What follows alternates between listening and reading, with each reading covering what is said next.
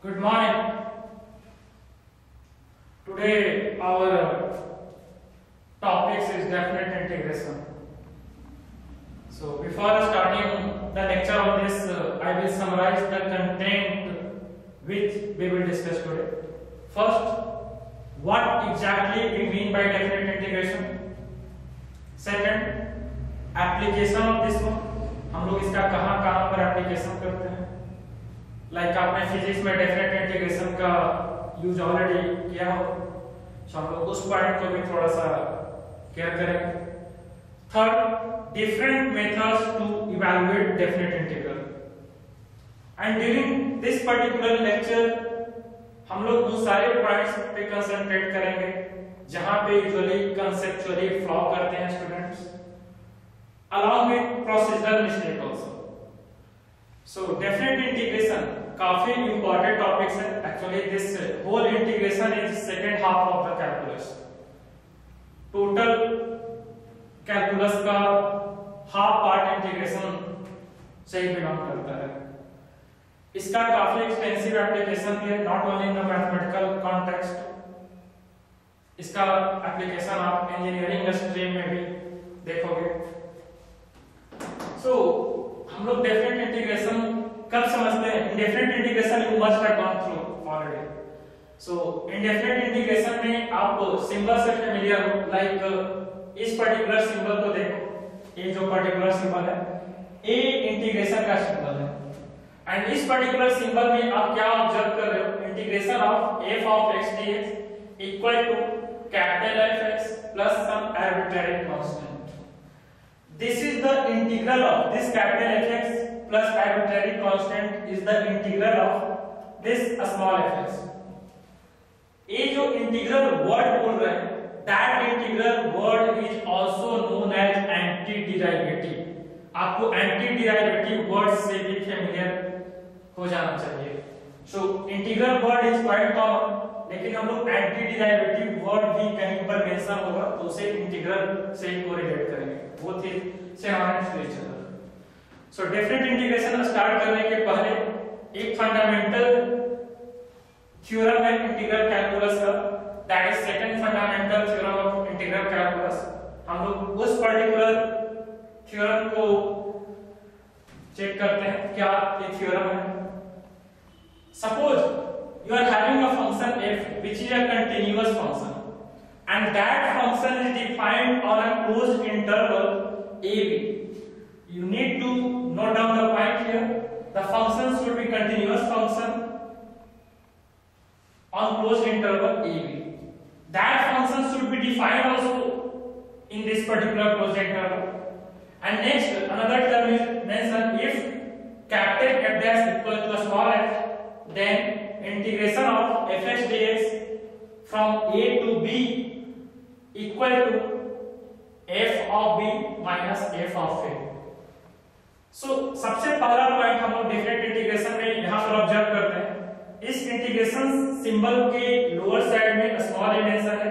इस different integration के indefinite integration के अपर साइड में स्मॉल बी मेंशन है. So these a and b are known as limit of the integration, and whenever limit of the integration is known, then that particular indefinite integration becomes definite integral or definite integration. You see here output of this one is what? f of b minus f of a. ये right side में जो mention है इसी चीज का एक particular notation आपका यही होता है. इसी का एक्सपेंशन है. इनफैक्ट f of x आपने एक लाइन यहां ड्रॉ किया है, नीचे आपका क्या है? स्मॉल है, अपर साइड में small b. So what exactly we do when we expand this particular thing? We put value of upper limit of the integration in place of x which is fb, then we do minus f of a, lower limit of the integration we put in place of f. So this is the second fundamental theorem of integral calculus. It is also known as FTC.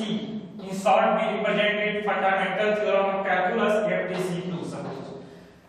So FTC2 is this one. What is the concept behind this? continuous. So it is something like see, function should be continuous. Means whenever it has been mentioned a to b f of x dx, it means f of x should be continuous in this particular interval. Next point, it should be defined also. So it should be defined also. So it means something like, suppose one basic integration is mentioned, something like x square minus 1 from minus 2 to 4 dx. See, can we find out the value of this one? So usually you will say, if you are aware of this fundamental theorem of integral calculus, you can say one thing, that this particular function is not defined when value of x is minus 1 to 1. Means whenever value of x will be from minus 1 to 1, minus 1 से लेकर 1 के बीच में आप कोई भी value x लोगे और यहाँ पर पुट करोगे, तो उस केस में स्क्वायर के अंदर का जो एक्सप्रेशन है वो एक निगेटिव हो जाएगा, निगेटिव नंबर मिलेगा। एंड उस केस में फंक्शन क्या होगा, root over some negative number, तो उस केस में फंक्शन क्या होगा, डिफाइन नहीं होगा। And in this case we can say definite integration इस पर्टिकुलर फंक्शन का नहीं निकल सकता है। और यहाँ पर यूजुअली एक कंसेप्चुअल फ्लॉ स्टूडेंट कर लेते हैं कि फार्मूला के थ्रू इसका वैल्यू वो फाइंड आउट कर लेते हैं and then they put upper limit and lower limit in place of x and try to find out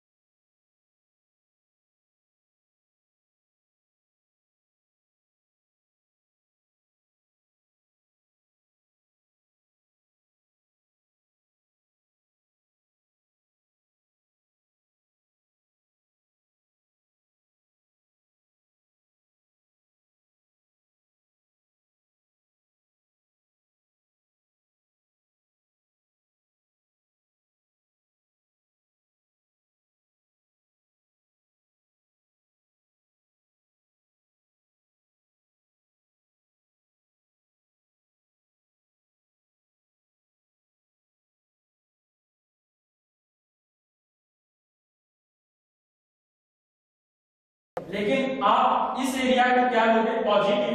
suppose इस एरिया को आप बोल रहे हो कैपिटल है, तो यहां इस एरिया को आप क्या बोलोगे, -e। And if we are aware कि algebraic sum of the areas होता है, in that case what the output will be, this area plus this area, and this is algebraic sum of the areas. So algebraic sum of the area, तो 0 से pi के बीच में algebraic area इसका क्या है, a, and pi से 2 pi के बीच में इसका algebraic area है -a. So final output is 0.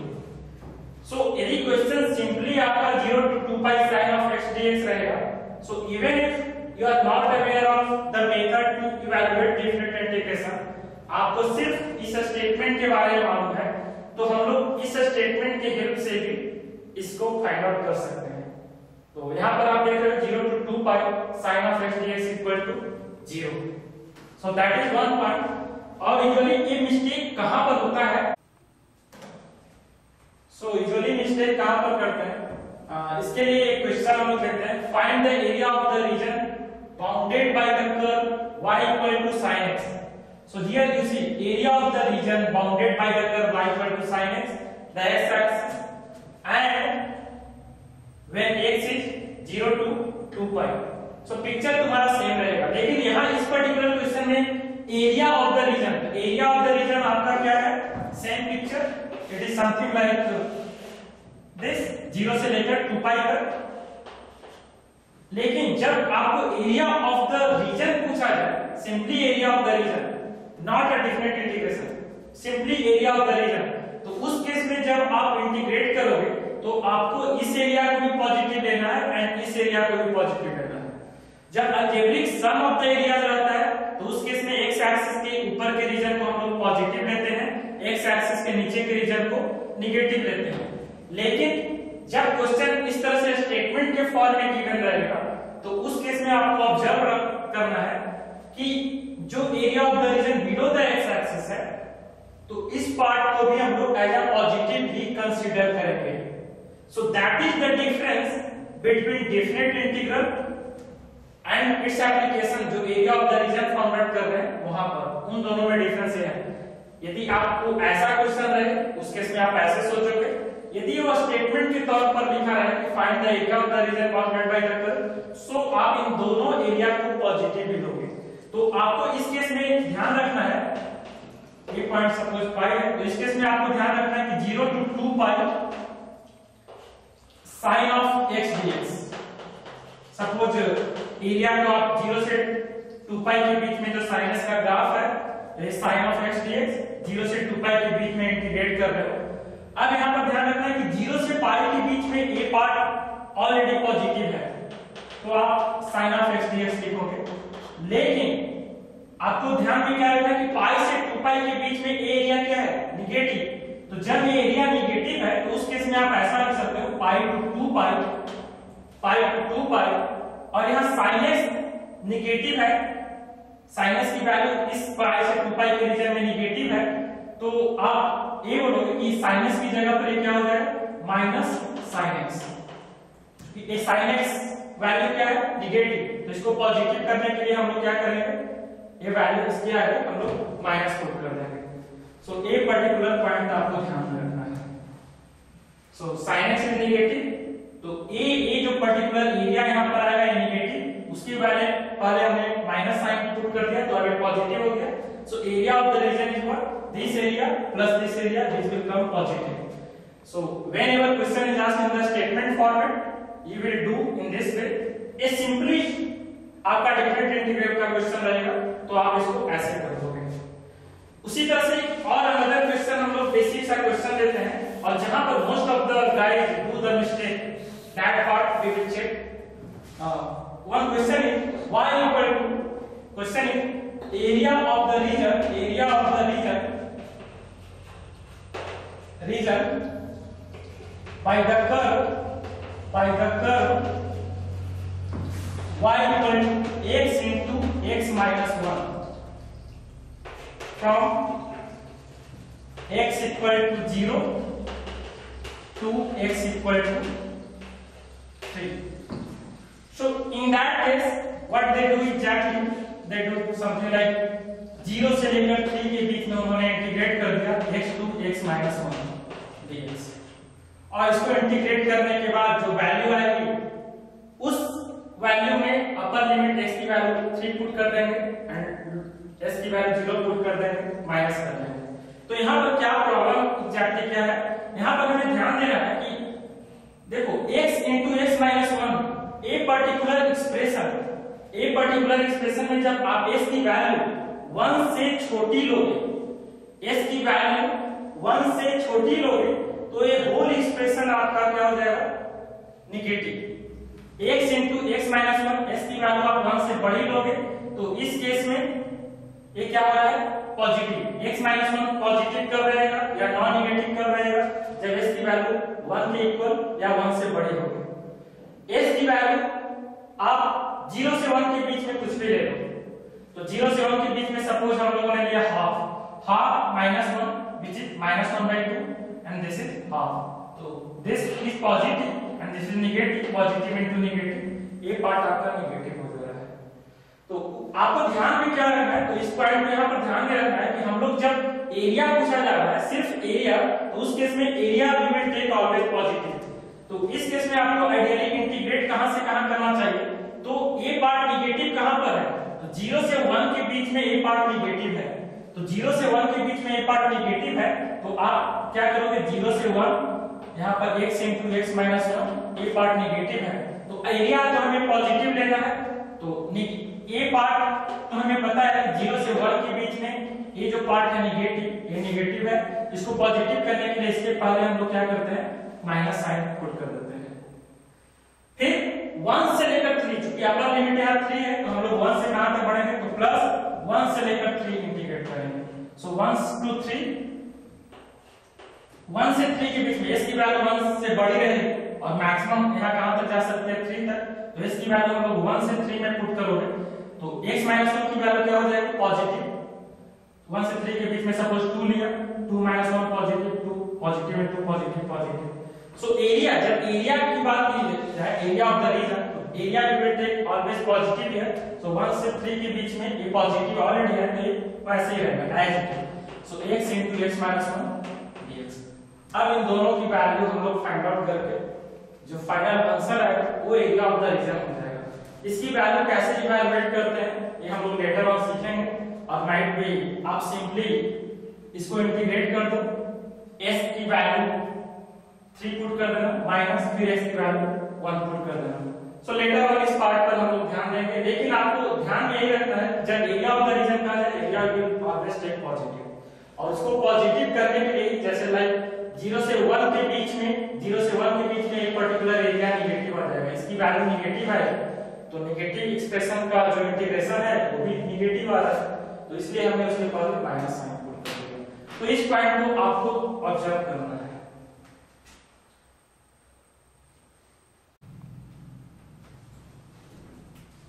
So here we are discussing properties of definite integration. So we will have few properties here. Very basic properties. First one it says that integration of f of x dx from a to b, that is equal to f of t dt a to b. You see in the first that in left side and right side what has got changed? सिर्फ variable x, ये जो dummy variable है वो change हो गया है। First में किसके रिस्पेक्ट में इंटीग्रेट कर रहे हो, x के रिस्पेक्ट में इंटीग्रेट कर रहे हो, राइट साइड में यहाँ पर आप t के रिस्पेक्ट में इंटीग्रेट कर रहे हो। सो आप किसी भी वेरिएबल को किसी अनदर वेरिएबल से रिप्लेस कर सकते हो। बस एक पॉइंट यहाँ पर ध्यान देना है कि आपका लिमिट का जो इंटीग्रेशन है वो चेंज नहीं होना चाहिए, लिमिट का इंटीग्रेशन बिल्कुल चेंज नहीं होना चाहिए। जैसे यहाँ पर limit of the integration a and b है, अगेन इंटीग्रेशन का जो लिमिट है वो अगेन सेम है, सो इन दैट केस दोनों का जो आउटपुट आएगा वो सेम आएगा। So very basic thing. Next property आपका क्या है, नेक्स्ट प्रॉपर्टी में आप ऑब्जर्व करना, लेफ्ट साइड में f of x dx from a to b and right side में जो लिमिट ऑफ इंटीग्रेशन है वो लिमिट ऑफ इंटीग्रेशन इंटरचेंज हो गया है। अब आप देख रहे हो राइट साइड में नीचे में आपका b एंड अपर साइड में इसका a मेंशन है। सो व्हेनेवर, एंड इसके अलावा एक बात और, जब भी आप limit of the integration change कर रहे हो तो राइट साइड में इसके पहले वैल्यू क्या ऐड हो गया, माइनस। सो इसका मतलब है कि जब भी आप इंटीग्रेशन का लिमिट चेंज करते हो तो उस केस में उसका जो डेफिनेट इंटीग्रल की वैल्यू है उसका साइन क्या हो जाता है, चेंज हो जाता है। तो यहाँ पर इसके पहले इसका क्या है, पॉजिटिव। इस पर्टिकुलर डेफिनेट इंटीग्रल का जो साइन है वो चेंज हो गया है राइट साइड में। क्यों? क्योंकि limit of the integration from a to b है, अब हमने क्या कर दिया, b टू a कर दिया। जो अपर लिमिट था वो लोअर लिमिट बन गया, जो लोअर लिमिट है वो अपर लिमिट बन गया। तो जब भी इंटरचेंज ऑफ द लिमिट होगा डेफिनेट इंटीग्रल का साइन चेंज कर जाएगा, माइनस हो जाएगा। Third point which is one of the important properties of the definite integral, और इस प्रॉपर्टी पर बेस्ड हमारे काफी क्वेश्चंस बनते हैं। तो हम लोग इस प्रॉपर्टी का प्रूफ देखेंगे, इसका एप्लीकेशन हम लोग कहां-कहां पर कर सकते हैं उसको चेक करेंगे, और इससे रिलेटेड एक या दो एग्जांपल्स देखेंगे ताकि हम लोग इसका यूज करना सीख जाए मैथमेटिकल कॉन्टेक्स्ट में। राइट नाउ हम लोग जो भी डिस्कशन कर रहे हैं मैथमेटिकल कॉन्टेक्स्ट में, आप इसी चीज को फिजिक्स के कॉन्टेक्स्ट में भी कोरिलेट कर सकते हो, और वो भी हमारे लेक्चर का कंटेंट थोड़ा सा रहेगा। So right now see here, left side of this particular property is that integration of f of x dx from a to b.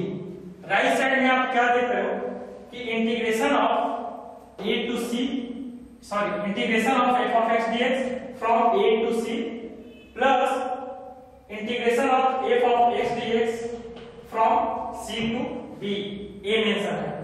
तो मतलब इस पर्टिकुलर लिमिट को a से b जो लिमिट है इसको स्प्लिट कर दिया गया दो पार्ट में, पहला a से c तक, फिर c से b तक। अब ये जो c पॉइंट है, तो c के बारे में, c पॉइंट कहां से आया, तो c पॉइंट के बारे में आपको एक नोट है कि ये जो c है यूजुअली एक क्लोज इंटरवल a b है। c जो पॉइंट है वो आपके इस इंटरवल के अंदर भी रह सकता है, बाहर भी रह सकता है। तो ऐसा कोई जरूरी नहीं है कि जो C पॉइंट है आपको उस इंटरवल के अंदर ही रहना चाहिए। C is any point which may lie inside the closed interval AB or it may lie outside that interval also। तो एक मिसकंसेप्शन यूजुअली स्टूडेंट्स में होता है कि C उसके बीच में ही होना चाहिए, A एंड B के बीच में कोई C पॉइंट है तभी हम लोग ऐसा कर सकते हैं, तो नहीं, हम ऐसा कोई जरूरी नहीं है। और इस चीज को हम लोग जब प्रूव करेंगे ग्राफिकल मेथड से तो उस केस में तुम इस चीज को देख भी सकते हो। तो इसका जो प्रूफ है दो तरह से कर सकते हैं हम लोग, एक मेथड एनालिटिकल मेथड के थ्रू, मींस अलजेब्रिक प्रोसेस के through, and next graphical method के through.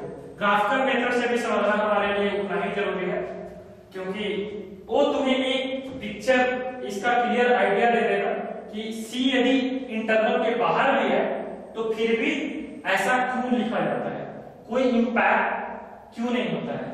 So first analytical method, यहां पर मैं एंटी डेरिवेटिव वर्ड का यूज करूंगा। So suppose let integration of f of x dx equal to, आपको mention है f of x, means f is what here, f is anti derivative of f of x. You can add this arbitrary constant, no issue. So LHS part, LHS part will be what, integration of f of x dx from a to b. In that case इसका output आपने क्या देखा, f of x। हम लोग c को लिखने की जरूरत नहीं है, डेफिनेट इंटीग्रेशन में जो आर्बिट्रेरी कांस्टेंट है वो लिखने की जरूरत नहीं है। क्यों लिखने की जरूरत नहीं है, क्योंकि लेटर ऑन ये जो कैपिटल सी है कैंसल आउट हो जाता है। क्यों, इस चीज को बस एक एग्जांपल से यहां देख लेते हैं। सो f of x plus c, suppose आपने लिख भी दिया तो ये ऐसा रहेगा, और इसकी वैल्यू कहां से कहां तक हमें करनी है, a to b तक। तो इसका एंड रिजल्ट आपका क्या रहा है, आप इसको x को किससे रिप्लेस करोगे, b से, फर्स्ट तो ये b plus c, फिर नेक्स्ट टाइम x को रिप्लेस करोगे a से, सो माइनस x को हम लोग a से रिप्लेस करते हैं तो f of a, and this because now it is minus, तो a भी माइनस होगा, a भी माइनस होगा। So finally here you are seeing कि c आपका कैंसल आउट हो रहा है, तो f of b minus f of a, right side जो वैल्यू आ रही है आपकी f of b minus f of a आ रही है। सो फ्रॉम नेक्स्ट टाइम आप इस चीज को हमेशा ध्यान में रखना कि डेफिनेट इंटीग्रल के केस में जब भी उसका जो आउटपुट लिख रहे हो तो आउटपुट में आपको arbitrary कांस्टेंट ऐड करने की जरूरत नहीं है, जबकि इनडेफिनेट इंटीग्रेशन में ये one of the must thing था। इनडेफिनेट इंटीग्रेशन में हम लोग arbitrary कांस्टेंट ऐड करते ही करते हैं, यदि आप ऐड नहीं करते हो then you are doing one mistake. लेकिन डेफिनेट इंटीग्रेशन में आपको नहीं जरूरत है, because they are cancelling each other. अब इसमें आप RHS की वैल्यू निकालो, तो RHS की वैल्यू में आप देख क्या रहे हो, RHS आपका कौन सा पार्ट है, a to c f of x dx, a to c f of x dx plus c to b f of x dx। तो इसका आउटपुट उसी ढंग से आप f of x dx, यदि आप ac को भूल जाओ तो इसका इंटीग्रेशन हमने क्या है जो किया था f of x plus c, तो c को हम लोग नहीं लिख रहे हैं, तो f of x सिंपली कहां से कहां तक, a से c तक, प्लस अगेन इसका आउटपुट f of x कहां से कहां तक, c से लेकर b तक। अब इस चीज को हम लोग सॉल्व करते हैं, तो a से c तक, तो x को आप पहले क्या से रिप्लेस करोगे, c से, अपर लिमिट से हम लोग रिप्लेस करते हैं, तो यहां पर हम लोग लिख देते हैं क्या, f of c minus f of a plus यहां पर आपका क्या हो जाएगा, f of b minus f of c, f of b minus f of c। यहां पर आपने ऑब्जर्व किया ये माइनस f c है, ये प्लस f c है, कैंसिल हो गया, तो फाइनली आपका बचा क्या, f of b minus f of a। So RHS and LHS दोनों क्या है, सेम है, तो it means what, a to b f of x dx equal to, it can be written as equal to a to c f x dx plus c to b f x dx। ये आपका analytical method के through हमने इसका proof देखा है।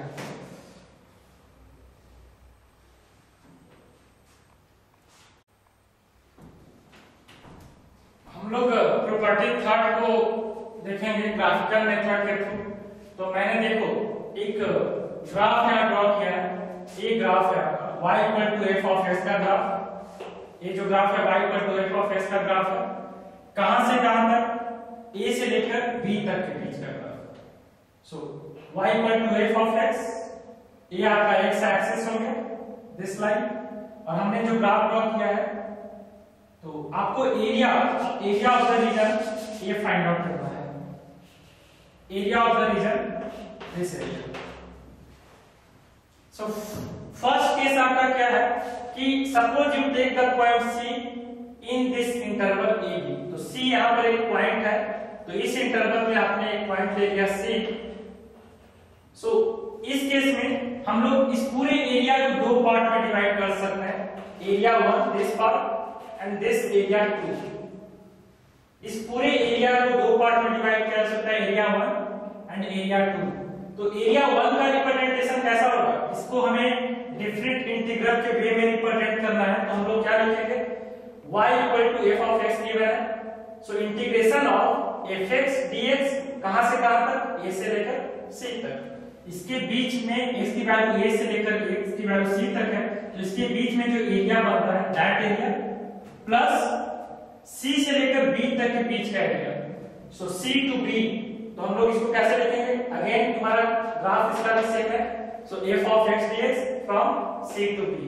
सो ये आपका graphical method से इसको आप ऐसे समझ सकते हो कि जब c inside the interval line करता है तब a to c plus c to b, this is quite obvious picture. Second part आपका देखो, सेकंड पार्ट में हम लोग क्या देख रहे हैं कि c जो हमने पॉइंट लिया है यहाँ पर, c पॉइंट a से भी छोटा है एंड b से भी छोटा है, तो इसका मतलब c जो है आपके इंटरवल में लाइन नहीं करता है, a एंड b के बीच के इंटरवल में लाइन नहीं करता है, c is outside this interval and it is less than both. You can take c right side also. So for the time being we are taking case 2 where c is less than a less than b. So in this particular point you have to find the area, you have to find the area of the curve. So f of x dx from a to b, हमें इसी को find out करना था, f of x dx from a to b। इस चीज को हम लोग क्या लिख सकते हैं, इस चीज को क्या लिखा जा सकता है, मतलब आपको इस एरिया को फाइंड आउट करना है। इस एरिया को यदि मैं a बोल रहा हूं तो 1 बोल रहा हूं, तो इस केस में आप क्या कर सकते हो कि इस एरिया को क्या लिख सकते हैं, this whole area, this complete area, उस कंप्लीट एरिया से ये जो सेकंड का एरिया है वो माइनस कर दें। ये पार्ट, सिर्फ ये पार्ट, ये जो रीजन, इस रीजन में आपका जो एरिया फॉर्म हो रहा है, इस एरिया को माइनस कर देना है दिस कंप्लीट एरिया से। So when you subtract this particular part from the whole area, you get area 1. Area 1 is what? f of x dx from a to b. So it can be written as something like area of complete means f of x dx from c to b. आप minus क्या कर रहे हो, second area आपका क्या है, c से a तक के बीच का इंटरवल, c से b, a के बीच का इसका लिमिट है, and again f of x dx. This part further, what you can write here, c here, c to b and here c to a. This is minus sign. If you change the limit, what exactly you will get? You will get second part. You have to change the limit of integration. So second property हमने observe किया था कि whenever we interchange the limit of the integration, definite integral का जो sign है वो change कर जाता है। तो इस केस में आपका इधर c to b f of x dx minus a, इसका हम लोग लिमिट इंटरचेंज कर रहे हैं, तो a नीचे आएगा, c ऊपर जाएगा, so it will become a c f of x dx and then इसका साइन चेंज कर जाएगा। तो अभी इसका साइन क्या है, इसके आगे माइनस है, साइन चेंज हो जाएगा तो प्लस हो जाएगा। तो फाइनली इस चीज को आप अरेंज करोगे तो हम लोग इसको ऐसा लिख सकते हैं, इस चीज को पहले लिख दें, सो integration of fx dx from a to c and then c to b, and यही पार्ट हमें प्रूव करना था। Similarly you can prove third case also. Third case में क्या रहेगा कि c आपका राइट साइड में रहेगा, तो इस चीज को आप लोग खुद ट्राई करिएगा और बिल्कुल इसे पे पैटर्न में हमें इसे ऑब्जर्व करना है।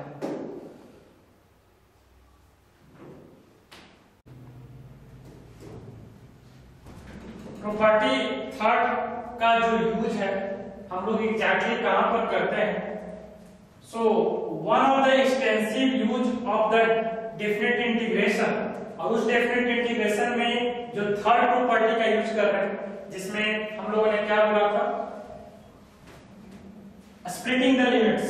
आपका इंटरवल है, उस इंटरवल एक ए बी है, उस इंटरवल के अंदर एक पॉइंट है सी या उसके बाहर एक पॉइंट है सी, तो उस केस में आप उस लिमिट को स्प्लिट करते हो। स्प्लिट करते हो मींस आप जो इंटीग्रेशन का सम ले रहे हो, जैसे a to b f of x dx है, तो उस केस में हमने क्या लिखा था, a to c f of x dx plus c to b f of x dx। जब भी फंक्शन का एक्सप्रेशन आपका मॉडुलस के फॉर्म में हो, उस केस में स्प्लिटिंग द लिमिट का यूज किया जा सकता है, और in fact splitting the limit concept के थ्रू ही हम लोग इसको सॉल्व कर सकते हैं।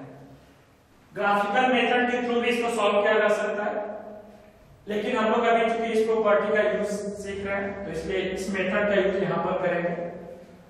इनफैक्ट यदि फंक्शन का जो एक्सप्रेशन है ग्रेटेस्ट इंटीजर फंक्शन हो, उस केस में भी आप splitting the limit concept use में कर सकते हो। तो कहने का मतलब कि जब जब फंक्शन का एक्सप्रेशन जिस पॉइंट के अराउंड चेंज कर रहा है, उस पॉइंट को के अराउंड आप स्प्लिट करते हो फंक्शन को। तो जैसे इस एग्जांपल में आप देखो, यहाँ इस क्वेश्चन में क्या है, integration of modulus of function x - 1 dx from 0 to 2। आप इस पर्टिकुलर मॉड के अंदर के फंक्शन को चेक करोगे तो ये पार्ट है क्या, x - 1। इस एक्सप्रेशन के बारे में आप क्या बोलोगे कि ये एक्सप्रेशन नॉन निगेटिव कब होगा? नॉन निगेटिव मींस इसकी वैल्यू 0 या 0 से बड़ी होनी चाहिए। सो x - 1 0 कब हो रहा है, जब s की वैल्यू 1 है। s की वैल्यू आपको 1 रहेगी तो x - 1 की वैल्यू क्या हो जाएगी आपको 0।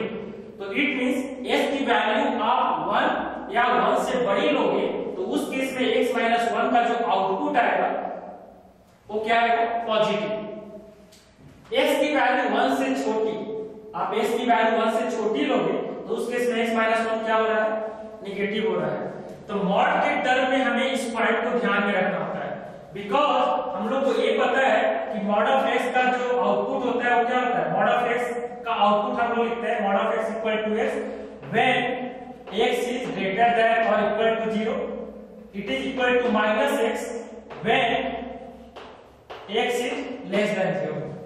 इसके आउटपुट के बारे में आपने ऑलरेडी क्लास 11 में मॉडुलस फंक्शन के बारे में पढ़ा रखा होगा। मतलब मॉडुलस फंक्शन में जो एंड रिजल्ट आता है वो हमेशा पॉजिटिव होता है। तो जैसे हम लोग लिखते हैं मॉड ऑफ 4, उसका एंड रिजल्ट 4 आ गया, लेकिन मॉड के अंदर भी -4 है तो उसका भी एंड रिजल्ट क्या आएगा? +4 आएगा। सो इस पर्टिकुलर केस में आपको देखना है कि मॉड के अंदर एक्सप्रेशन क्या है आपका? x minus 1। सो x माइनस 1 और इस पूरे एक्सप्रेशन को मॉड ऑफ x माइनस 1 को आपको इंटीग्रेट करना है 0 से लेकर 2 के बीच में। लेकिन 0 से लेकर 2 के बीच में एक पॉइंट ऐसा है जहां पर इस फंक्शन का एक्सप्रेशन चेंज कर रहा है। इस फंक्शन का एक्सप्रेशन चेंज कर रहा है मींस मॉड के अंदर जो एक्सप्रेशन है x माइनस 1 ये 1 के ऊपर पॉजिटिव हो रहा है, x माइनस 1 के नीचे निगेटिव हो रहा है। हमें इंटीग्रेट करना है 0 से 2 के बीच में। तो इसका मतलब 0 से 1 तक जब इसको इंटीग्रेट करेंगे तो x माइनस 1 की वैल्यू क्या रहेगी? निगेटिव। एंड 1 से 2 के बीच में x माइनस 1 की जो वैल्यू है वो होगी पॉजिटिव। तो हम लोग एक पॉइंट लेते हैं 1 एंड उस पॉइंट के अराउंड इसको स्प्रेड करते हैं। So we write it something like 0 to 1 mod of x minus 1 dx plus 1 to 2 mod of x minus 1 dx। अब आपको सोचना है हमने 1 क्यों लिया? क्योंकि 1 के अराउंड मॉडुलस के अंदर का एक्सप्रेशन चेंज हो रहा है, मींस 1 से बड़ी वैल्यू पर ये पॉजिटिव हो रहा है, 1 से छोटी वैल्यू पर x माइनस 1 नेगेटिव हो रहा है। अब यहां पर हमने इंटीग्रेट किया 0 से 1 के बीच में मॉड ऑफ x है, x mod of x minus 1 है। सो यहां पर देखो x माइनस 1 0 से 1 के बीच में क्या है? निगेटिव। जब भी x की वैल्यू निगेटिव रहेगी तो उस केस में उसको पॉजिटिव करने के लिए हम लोग क्या करेंगे? उसके आगे माइनस वैल्यू पुट करेंगे। सो जैसे -4 मॉड ऑफ -4 उसको पॉजिटिव करने के लिए आप क्या करते हो? -4 के आगे एक और माइनस लगा देते हो। तो उस केस में क्या होता है? माइनस माइनस प्लस प्लस 4 आता है। तो x माइनस 1 यहां पर क्या है? Negative expression. x माइनस 1 की जो वैल्यू आएगी 0 से 1 के बीच में निगेटिव वैल्यू आएगी। ये निगेटिव वैल्यू आएगी तो मॉड हटाओगे तो पॉजिटिव करने के लिए क्या करना पड़ेगा? इसके आगे हमें एक माइनस सिंबल पुट करना पड़ेगा। तो हमने यहां पे मॉड हटा दिया है तो हमने लिखा माइनस x माइनस 1 0 से लेकर 1 तक। सो ये पॉइंट क्लियर है। नेक्स्ट पॉइंट क्या है? 1 से 2 के बीच में इसकी आप कोई भी वैल्यू लोगे तो x माइनस 1 क्या हो जाएगा आपका? पॉजिटिव। सो पॉजिटिव होगा तो मॉड ऑफ x ये नंबर जब पॉजिटिव होता है तो जब हम लोग एंड रिजल्ट देखते हैं तो पॉजिटिव है तो already positive means we write the expression as it is. So x then x। So here x minus 1 तो ये आप x माइनस 1 ही लिखोगे। क्यों? क्योंकि x माइनस पॉजिटिव है तो एज इट इज पॉजिटिव ही करने दिया है। एंड सिंपली आप लोग यहां पर इंटीग्रेट करके वैल्यू पुट करते हैं। सो यहां पर आपका क्या है?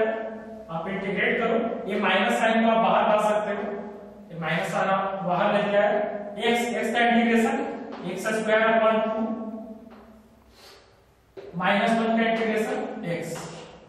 लिमिट आपका क्या है? 0 से लेकर 1 तक plus same thing x² by 2 minus x। Limit आपका क्या है? 1 से लेकर 2 तक। Now we put the value.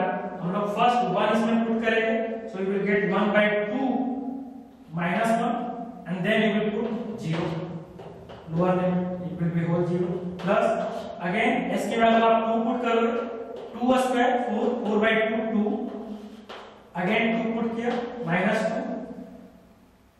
Next time हम लोग माइनस क्या 1 पुट करेंगे तो ये क्या हो जाएगा? माइनस ये 1 पुट करेंगे 1 का स्क्वायर 1 1 by 2 ये -1 by 2।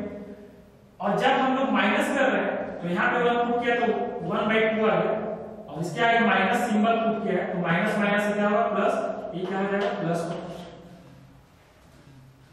सो ये पॉइंट हो गया। अब इसका एक्सपेंशन सिंपली, सो इसको हमें डेटा इसका फाइंड आउट कर लो। सो यहाँ पर मैं लिख रहा हूँ,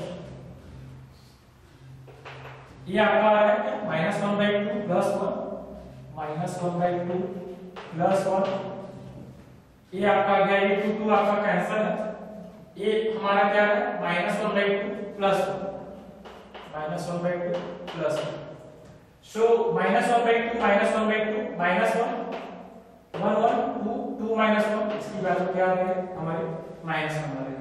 सो ये आपका एक पर्टिकुलर यूज है, इसके कैलकुलेशन आप लोग एक बार फिर से चेक कर लीजिएगा, कहीं कोई मिस्टेक नहीं होनी चाहिए। नेक्स्ट प्रॉपर्टीज हम लोग डिस्कस करेंगे, प्रॉपर्टी नंबर 4। ये आप क्या देख रहे हो, f of x dx from a to b and that has been written on the right side f of a plus b minus x dx. x is replaced by what, a plus b minus x. So यहाँ पर कभी भी, और ये one of the most important property है, इस property पर based हमें काफी सब प्रॉपर्टीज भी मिलते हैं। सो इसको आप बिल्कुल केयरफुल होकर स्टडी करना। a to b f of x dx equal to f of a plus b minus x dx a to b। यहाँ पर आप क्या देख रहे हो, x has been replaced by upper limit plus lower limit minus x। हमारा proof इसमें क्या है, तो यहाँ पर आप चेक करोगे राइट साइड से हम लेफ्ट साइड प्रूव कर रहे हैं। f of a plus b minus x, हमने a plus b minus x को एक अनदर वेरिएबल से रिप्लेस कर दिया और वो वेरिएबल है आपका t। तो यहाँ पर एक पॉइंट आपको ध्यान रखना है कि जब भी आप किसी वेरिएबल को किसी अनदर वेरिएबल से रिप्लेस करते हो तो नए वेरिएबल का जो लिमिट है, लिमिट ऑफ द इंटीग्रेशन, वो भी चेंज होगा या नहीं, इस चीज को आपको चेक करना है।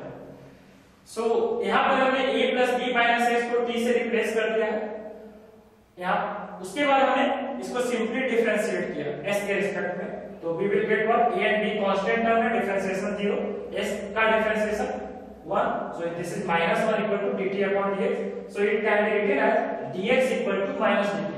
हमने ds की वैल्यू फाइंड आउट की, क्यों, क्योंकि we are replacing the variable, we are changing the variable, a plus b minus s की जगह t लिख रहे हैं, तो dx को भी आपको t के टर्म में कन्वर्ट करना है।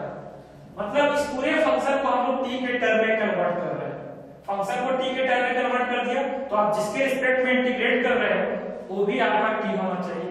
तो dx को हमने dt के टर्म में कन्वर्ट किया and we got what, dx equal to -dt। हमने अभी डिस्कस किया कि जब भी किसी पर्टिकुलर वेरिएबल को किसी अनदर वेरिएबल से रिप्लेस कर रहे हैं, तो जैसे a plus b minus s को हमने एक वेरिएबल t से रिप्लेस किया तो हम लोग t का लिमिट देखेंगे कि t का लिमिट क्या होगा। तो यहाँ पर जब s की वैल्यू a है, when x is a, तो t क्या हो जाएगा, तो t हमने एज्यूम किया है a plus b minus x, तो s की जगह हमने a पुट कर दिया, तो a plus b minus a plus b minus a, s की जगह a पुट करने पर a cancel, you got b। तो when x is a, t we got b। s की वैल्यू b है तो उस केस में t की वैल्यू आपको क्या आ जाएगी, t की value a plus b, s की वैल्यू b पुट कर दो तो a plus b minus b, b भी कैंसिल हो गया आपका, फाइनली a बचा। सो यहाँ पर लिमिट s की वैल्यू a से b तक थी, जब x a है तो t b, x b है तो t a।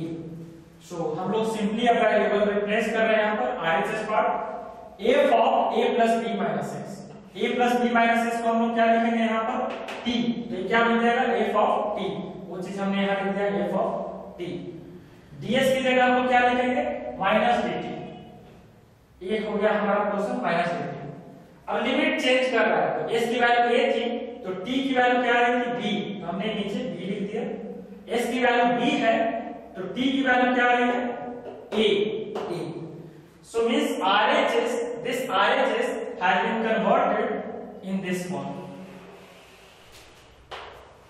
अब थोड़ा सा सिंप्लीफिकेशन है यहाँ पर, this minus sign it will come outside, ये माइनस साइन को हमने बाहर लिख दिया, ये माइनस बाहर आ गया तो बचा क्या आपका empty dt। अब देखो यहाँ पर लिमिट क्या है, b से a। हमने एक पॉइंट डिस्कस किया है कि हम लोग लिमिट को इंटरचेंज कर सकते हैं। तो जब लिमिट को इंटरचेंज आप करोगे, किसका लिमिट, इंटीग्रेशन का लिमिट, तो जब भी जैसे b से a है हम लोग इसको a से b कर देते हैं। तो जब भी हम लोग लिमिट का इंटीग्रेशन का लिमिट हम लोग चेंज करते हैं, तो उस केस में डेफिनेट इंटीग्रल का साइन क्या होता है, चेंज हो जाता है। सो यहाँ हमने b टू a था, अब हमने a टू b कर दिया, तो a माइनस साइन अब क्या हो जाएगा, प्लस। तो इसलिए यहाँ पे हमने ये साइन हटाया हुआ है। So this is a to b f of t dt। And property number 1, first basic property, आप f of t dt, इस चीज को t को हमने फाइनली अगेन x लिख दिया, f of x dx a to b। तो t को रिप्लेस कर दिया x से। तो हम लोग फर्स्ट प्रॉपर्टी यही था कि हम लोग किसी वेरिएबल को किसी वेरिएबल से चेंज कर सकते हैं, बस ध्यान ये देना होता है कि लिमिट चेंज नहीं होना चाहिए।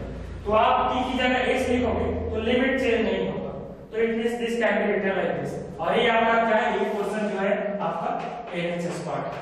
तो इसका मतलब a ऐसा हमने प्रूव कर दिया, तो इसको ऐसा लिखा जा सकता है।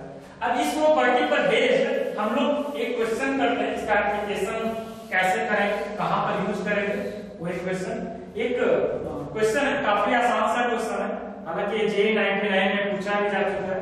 तो इस क्वेश्चन को हम लोग देख लेते हैं। तो integration of 1/1 plus cos x dx, ये आपका π/4 टू 3π/4। एक क्वेश्चन हम लोग इसको 2, 3, 4 मेथड से कर सकते हैं। तो हम लोग को चूंकि इस पर्टिकुलर प्रॉपर्टी का यूज सीखना है, तो हम लोग इसी प्रॉपर्टी का यूज करके इसको देखेंगे। सो हम लोग क्या करते हैं कि इसको एक i नेम दे दिया, i equal to this particular thing. और हमने अभी पढ़ा क्या था कि x b can replace by what, upper limit plus lower limit minus x। So it means x here is this upper limit plus lower limit. तो it can be written as something like π/4 3π/4 1/1 plus cos x b can replace by what, upper limit plus lower limit minus x। तो मतलब यहाँ पर x की जगह हम लोग a लिख सकते हैं। एंड 3π/4 plus π/4 minus x, इसकी वैल्यू क्या हो जाएगी, तो 3π/4 plus π/4 is what, pi minus x। And cos pi minus x, तो ये बन गया आपका क्या, cos pi minus x। तो cos pi minus x की वैल्यू क्या होती है, माइनस cos x। सो इस पार्ट से आपने ट्रिग्नोमेट्री में ये चीज ऑलरेडी पढ़ा होगा, पाई है क्या, 180 degree which is multiple of 90। यहाँ पर इवन मल्टीपल, इस चीज को ध्यान में रखना है, जब भी आपका इवन मल्टीपल हो, 90 का इवन मल्टीपल हो, तो इस केस में cos के फॉर्म में रहता है, sin के फॉर्म में रहेगा। सो जो भी यहाँ पर ट्रिग्नोमेट्रिक फंक्शन है, it will be same here. So cos then cos, और ये जो एक्यूट एंगल है, तो यहाँ पर हम लोग एक्यूट एंगल ले लेते हैं। सो आपको ध्यान में रखना है कि 90 का इवन मल्टीपल है, तो it will remain as it is. अब आपको चेक करना है कि पाई माइनस x कौन से क्वाड्रेंट में है, सेकंड क्वाड्रेंट में। जब सेकंड क्वाड्रेंट में है तो cos, ये पार्ट का आपको साइन देखना है कि सेकंड क्वाड्रेंट में cos का सिंबल क्या होता है, cos क्या होता है, पॉजिटिव और नेगेटिव। सेकंड क्वाड्रेंट में cos negative, then we put here negative. So finally here we can write what, we can write minus cos x, because end result we are getting minus cos x. So मैं directly यहाँ पर लिख दे रहा हूँ minus cos x, ठीक है। Next point, तो a भी i है और a भी i है, ये दोनों पार्ट i है। इन दोनों को, suppose this is equation 1 and this is equation 2, तो आप इक्वेशन 1 एंड 2 को ऐड करते हो। सो add 1 and 2, what you will gate, i plus i, that is 2i। 2i आपको क्या मिल जाएगा, π/4 to 3π/4 1/1 plus cos x plus 1/1 minus cos x। Add करने के बाद हमारा रिजल्ट ये आ गया। अब यहाँ पर आपको एलसीएम लोगे, 1 plus cos x 1 minus cos x, LCM क्या हो जाएगा, 1 plus cos x into 1 minus cos x, 1 plus cos x into 1 minus cos x is what, a plus b into a minus b का format है, a square minus b square, which is 1 का square 1 minus cos square x। यहाँ पे आपका आ गया 1 minus cos x, right side 1 plus cos x, ये पूरा part आपका dx।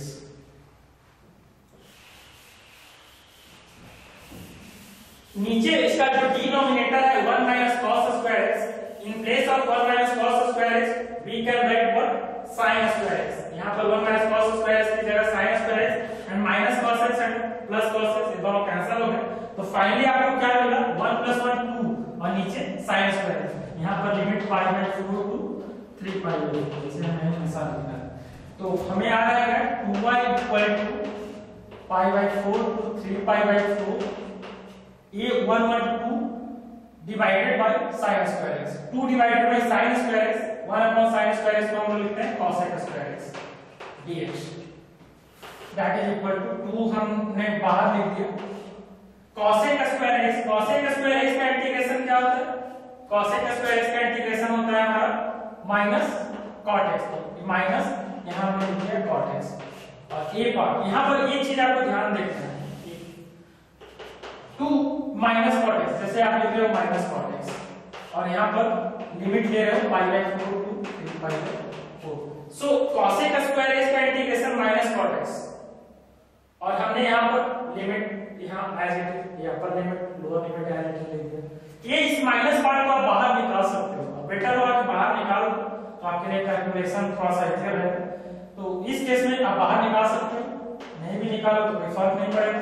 तो देखते हैं माइनस माइनस, यहाँ कैलकुलेशन में थोड़ा केयरफुल रहेंगे, माइनस cot x की जगह 3 पाई बाय 4, फिर देखना माइनस माइनस पर s की जगह cot पाई बाय 4 और इसके पहले क्या है माइनस है, तो minus cot 3 pi by 4, s की जगह पाई बाय 4 दे दिया, उसके पहले माइनस हो जाएगा माइनस ये हो जाएगा cot पाई बाय 4 ऐसा। फाइनली वैल्यू हमने नोट किया। तो सो इस 2 को एक्चुअली हम लोग यहाँ कैंसिल आउट करवा सकते हैं। यहाँ पर 2y इक्वल टू जो है 2 को कैंसिल मिस i इक्वल टू दिस, यहाँ पर minus cot 3 pi by 4, cot 3 pi by 4 की वैल्यू क्या होती है माइनस 1। कैसे फाइंड आउट करोगे? cot 3 pi by 4, cot 3 pi by 4 को क्या लिख सकते हैं cot pi minus pi by 4।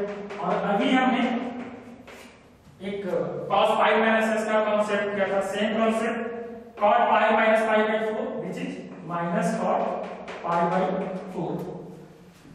cot pi by 4 की वैल्यू क्या होती है 1।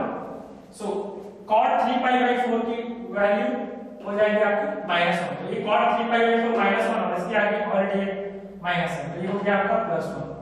फिर minus minus cot pi by 4 1, तो फाइनली क्या आ गया 1 minus minus 1 which is 2। So i की वैल्यू आपको 2 आ गई।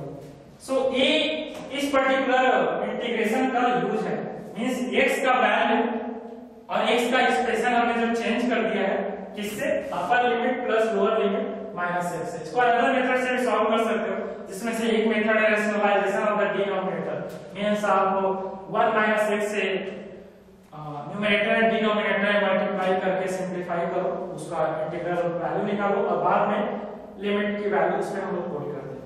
लेकिन हमें इस मेथड का यूज के थ्रू इसको सीखना है, तो इसका हमने यूज कर दिया। सो ये आपके प्रॉपर्टी 4 का है। सो फॉर द टाइम भी हम लोग क्लास को यहीं पर ऑफ कर देते हैं, लेकिन इसका फिजिक्स में डेफिनेट इंटीग्रल का फिजिक्स में क्या यूज करते हो? जैसे फिजिक्स में आप एक टर्म बोलते हो, जैसे वेलोसिटी को डिफाइन करते हैं तो हम लोग क्या लिखते हैं velocity is the derivative of displacement with respect to time. So velocity is the derivation आप लोगों ने और डिफरेंशिएशन टॉपिक्स पढ़ रखा है, तो उसे का डिस्कशन हो रहा है। तो डिफरेंशिएशन वर्ड तो हम लोग बोल रहे हैं velocity is the derivative of displacement with respect to time. अब यहां पर डिस्प्लेसमेंट एंड वेलोसिटी को इंटरचेंज करो, उसके पोजीशन को तुम इंटरचेंज कर दो और डेरिवेटिव की जगह वर्ड हो तो एंटी डेरिवेटिव। तो यहां ये क्या बन रहा है displacement is the antiderivative. Antiderivative को इंटीग्रल भी बोलते हैं। तो displacement is the antiderivative of velocity as a function of time. तो डेफिनेट इंटीग्रल का एक एक्सटेंसिव यूज फिजिक्स में आपने काइनेमेटिक्स में पढ़ा होगा कि जब भी वेलोसिटी एंड टाइम का आपके पास ग्राफ होता है एंड वेलोसिटी एंड टाइम का ग्राफ में वो जो ग्राफ आया वो एक स्ट्रेट लाइन नहीं होता है, एक कर्व लाइन होता है। मींस वेलोसिटी हमेशा वैरी कर रहा है, टाइम के रिस्पेक्ट में वो वैरी कर रहा है, और वो जो उसका ग्राफ है वो एक कर्व लाइन है। तो उस केस में जब भी हमें डिस्प्लेसमेंट फाइंड आउट करना होता है तो हम लोग डेफिनेट इंटीग्रेशन का यूज करके ही उसको फाइंड आउट करते हैं, उसके अलावा कोई अनदर मेथड नहीं है। अनदर वे मतलब स्ट्रेट लाइन के केस में तो फिर भी मतलब हम लोग उसे रेक्टेंगल या ट्रायंगल और mix of all this trapezium उसके हेल्प से कर सकते हैं, लेकिन जब भी वेलोसिटी टाइम का ग्राफ आपका कर्व लाइन आएगा तो उस केस में हम लोग क्या करते हैं, इंटीग्रेट करते हैं लिमिट्स में, जैसे टाइम 2 सेकंड से 5 सेकंड के बीच में कितना डिस्प्लेसमेंट हुआ और वेलोसिटी का जो ग्राफ है वो दिया हुआ है टाइम के रिस्पेक्ट में, something like v = 3t² + 5 something like that. तो उस केस में हम लोग जब भी डिस्प्लेसमेंट का वैल्यू फाइंड आउट करेंगे तो वहां पर डिफरेंट इंटीग्रेशन का कांसेप्ट यूज में आएगा। सो डेफिनेट इंटीग्रेशन वो जस्ट इसका एंटी डेरिवेटिव वर्ड से आपको फैमिलियर होना है। सो आज का लेक्चर हम लोग यहीं पर ऑफ करते हैं। Thanks for the listening and I hope कि आपको ये सारी बातें समझ में आई होगी। सो इसके ऊपर क्वेश्चंस प्रैक्टिस करिएगा, और हमने अभी सारी प्रॉपर्टी नहीं देखी है, हमने सिर्फ 4 प्रॉपर्टीज देखी है। काफी मींस बोर्ड लेवल में आपको अनदर 4 और 5 प्रॉपर्टी और पढ़ने हैं, और उसके अलावा आईआईटी के एस्पेक्ट में अनदर 5 to 6 प्रॉपर्टी का और यूज है। सो हर प्रॉपर्टी पर यूज कुछ क्वेश्चंस बनाएंगे, उसका कॉन्सेप्ट देखेंगे कि डेफिनेट इंटीग्रेशन का मतलब एग्जैक्टली क्या होता है, डेफिनेट इंटीग्रेशन का मतलब ये एरिया से कैसे रिलेटेड है। So algebraic sum of the area, जब डेफिनेट इंटीग्रेशन बोल रहे हैं तो algebraic sum of the area बोल रहे हैं, और जब स्टेटमेंट के तौर पे लिखा रहता है area to find the area of the region bounded by this curve, तो उस केस में हम लोग एरिया ऑलवेज पॉजिटिव लेते हैं। तो ये सब छोटे छोटे पॉइंट्स हैं जहां पे आपको ध्यान रखना है। Thank you, thanks for listening.